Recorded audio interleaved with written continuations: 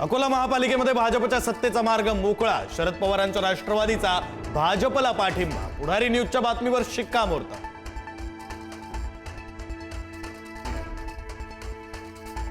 चंद्रपुरात काँग्रेसमधील अंतर्गत वाद मिटला. महापौरपद धानोरकर गटाकडे तर स्थायी समितीचं अध्यक्षपद वडेट्टीवार गटाकडे. हायकमांड सोबतच्या बैठकीनंतर विजय वडेट्टीवारांची माहिती.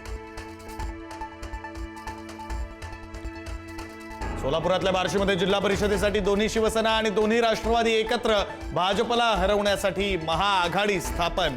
सोलापूरच्या राजकीय वर्तुळात चर्चा नवधार. कल्याणमधील ठाकरेंच्या शिवसेनेचे 2 नगरसेवक बेपत्ता असल्याची तक्रार. नगरसेवक मधुर म्हात्रे आणि कीर्ती ढोणे 16 जानेवारीपासून बेपत्ता.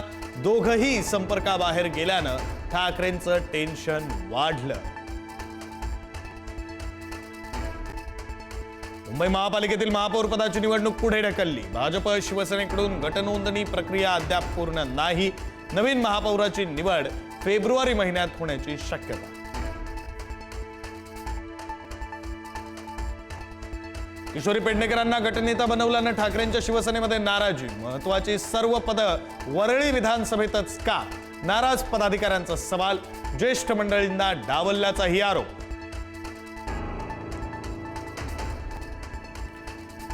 मतमोजणी केंद्रावर गोंधळ घालणं रुपाली ठोंबरेंना भोवलं.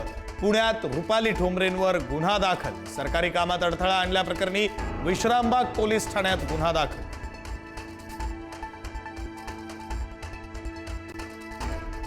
एमआयएम पक्षाच्या नवनिर्वाचित नगरसेविका सहर शेखनं मागितली माफी.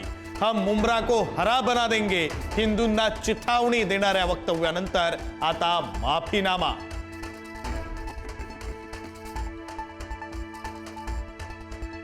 बिहार भवन थांबवण्याची कुणाची ताकद नाही. राज ठाकरे महाराष्ट्राचे राजा आहे का?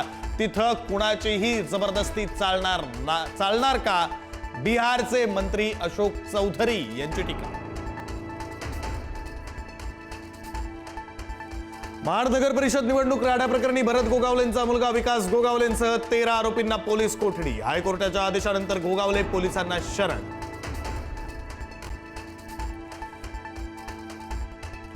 बुलढाण्यामध्ये 4थीतील विद्यार्थ्याला शिक्षकाकडून अमानुष मारहाण. गंभीर जखमी मुलावर रुग्णालयात उपचार सुरू. खामगाव तालुक्यातील पिंपळगाव राजा येथील घटना. शिक्षकावर कारवाईची पालकांकडून मागणी. सांगलीमध्ये नर्सरीला लागलेल्या आगीमध्ये महिलेचा संशयास्पद मृत्यू. आगीत महिलेचा होरपळून मृत्यू. पतीचं पलायन. घातपाताचा संशय बळावला. पोलीस तपास सुरू. ओशिवरा गोळीबार प्रकरणात अभिनेता कमाल रशीद खानला अटक. परिसरातील एका निवासी इमारतीवर केला होता गोळीबार. चौकशी दरम्यान KRKनं दिली गुन्ह्याची कबुली.